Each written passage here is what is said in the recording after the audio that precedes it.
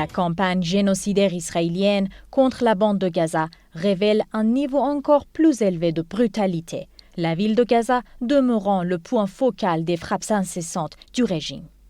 Selon des sources locales, 7 civils, dont 3 enfants, ont péri lorsqu'une frappe israélienne a touché une tente des familles déplacées dans l'ouest de la ville. Dans un autre quartier, au moins 10 personnes ont trouvé la mort lors de frappes aériennes visant 2 habitations situées dans la rue Al-Jala. Parallèlement, les forces israéliennes ont eu recours à des robots piégés pour détruire plusieurs immeubles, procédant à la démolition méthodique de 6 autres bâtiments. Les autorités de Gaza indiquent que depuis le 11 août, plus de 1600 structures résidentielles ont été anéanties, rien que dans la ville.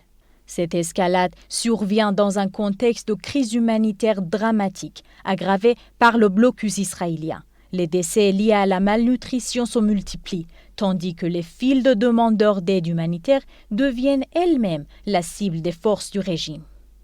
Le bilan accablant de cette guerre génocidaire, entamée en octobre 2023, dépasse désormais les 64 870 morts et plus de 164 600 blessés, en grande majorité des enfants et des femmes. À Gaza aujourd'hui, ben oui, effectivement, nous sommes en présence, je crois qu'on ne le répétera jamais assez, d'un génocide. Je dois d'ailleurs dire que j'ai découvert avec beaucoup d'intérêt l'interview à France Inter, d'ailleurs, d'Eli Barnavi, qui est un ancien responsable politique de haut niveau en Israël, puisqu'il a été ambassadeur, et qui aujourd'hui parle clairement de génocide. Alors, cette dimension coloniale, eh bien, en fait, elle est absolument tragique en ce qui concerne Gaza, elle est même apocalyptique, parce qu'en fait, elle montre la nature du régime israélien. C'est-à-dire, en fait, une nature éminemment colonialiste, avec un élément tout à fait évident d'apartheid contre la population palestinienne, la population arabe de Palestine.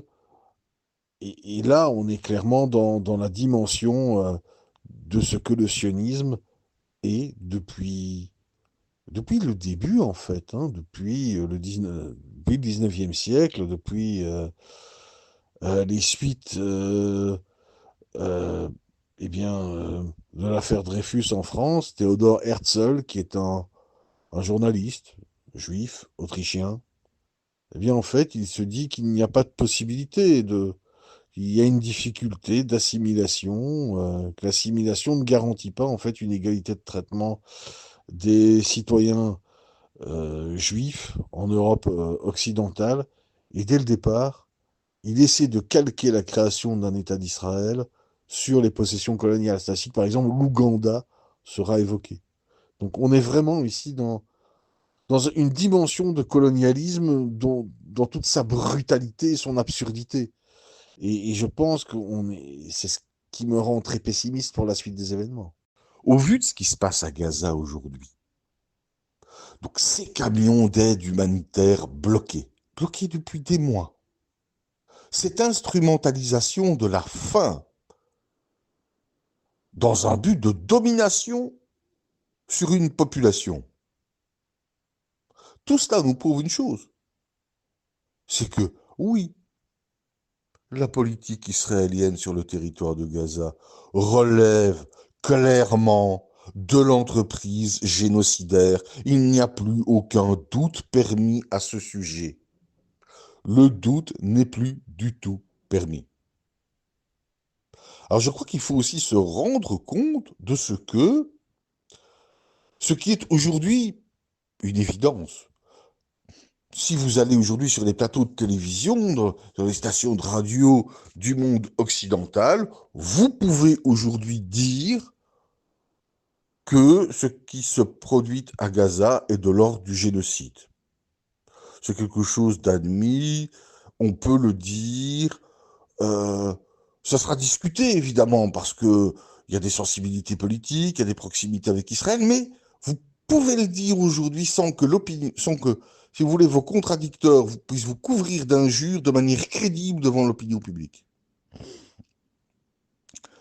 Dans mon pays, par exemple, la Belgique, il y a une majorité de citoyens qui est favorable à la reconnaissance de l'État palestinien et à ce que des mesures de sanctions soient adoptées contre Israël. Vous voyez que quand vous passez dans un média ici maintenant en Belgique, j'en fais parfois l'expérience, eh bien en fait, si vous dites que ce qui se passe à Gaza relève clairement du génocide, vous ne risquez pas d'être déconsidéré devant l'opinion publique.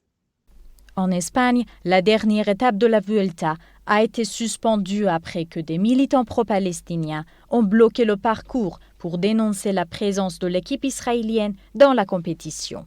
Les manifestants, arborant des banderoles anti-israéliennes, ont partiellement obstrué la route, contraignant les coureurs à s'arrêter. Des affrontements ont éclaté lorsque la police espagnole est intervenue pour disperser les protestataires.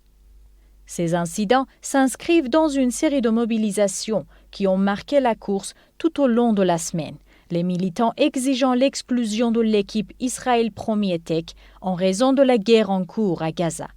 Le Premier ministre espagnol Pedro Sánchez a publiquement exprimé sa sympathie envers les manifestants, affirmant admirer ceux qui se mobilisent pour des causes justes. Parallèlement, aux Pays-Bas, des milliers de personnes ont défilé dans les rues de Groningue, brandissant une longue banderole rouge en signe de protestation symbolique contre ce qu'elles qualifient de complicité de leur gouvernement dans le génocide à Gaza.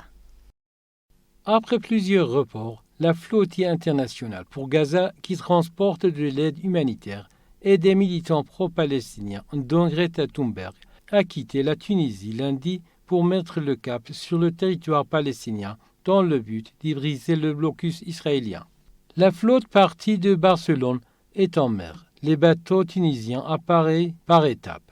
Ils convergeront en haute mer pour rejoindre des bateaux partis d'Italie et de Grèce ces derniers jours, a annoncé dans un communiqué la Global Sumud Flotilla. Au moins 18 bateaux devant rejoindre l'opération Sumud sont partis samedi de Catane, dans le sud de l'Italie, accompagnés par un navire de soutien de l'ONG italienne Emergency, selon les organisateurs et des médias italiens.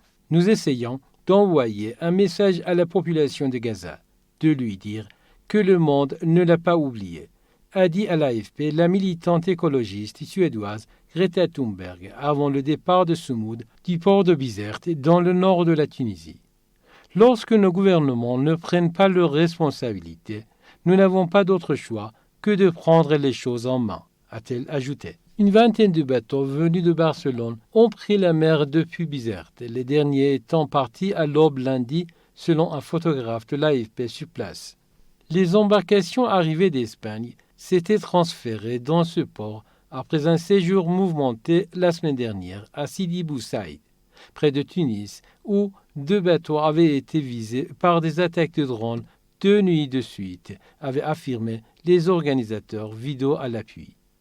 Les autorités tunisiennes ont dénoncé une agression préméditée et disent mener une enquête. Le président iranien exhorte les pays musulmans à l'unité face aux agressions israéliennes. Massoud Pezeshkian a tenu ses propos avant son départ pour Doha, pour un sommet extraordinaire où les dirigeants des pays musulmans doivent discuter des frappes israéliennes contre une réunion des dirigeants du Hamas au Qatar. Le président iranien a déclaré qu'avec l'unité des pays musulmans, Israël n'osera pas les attaquer en violation de tous les cadres et réglementations internationaux. Les dirigeants de près de 50 pays musulmans participent au sommet de Doha. Un projet de déclaration finale y est soumis, condamnant les actes hostiles de Tel Aviv.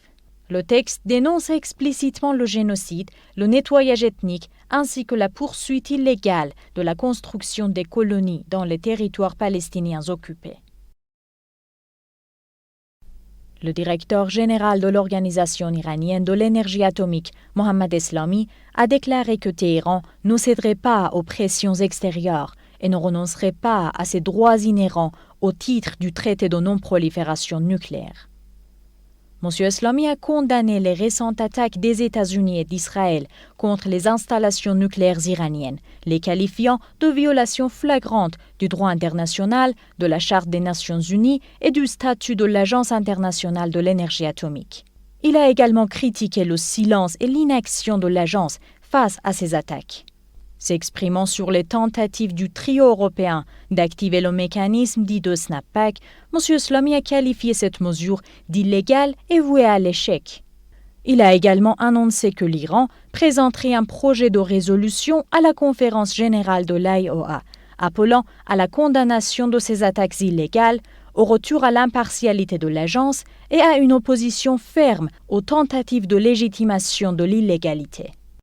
Downing Street a dénoncé lundi le langage dangereux et incendiaire utilisé par le milliardaire américain Elon Musk au cours de la manifestation qui a rassemblé samedi entre 110 000 et 150 000 personnes à Londres à l'appel de l'extrême droite. Que vous choisissiez ou non la violence viendra à vous.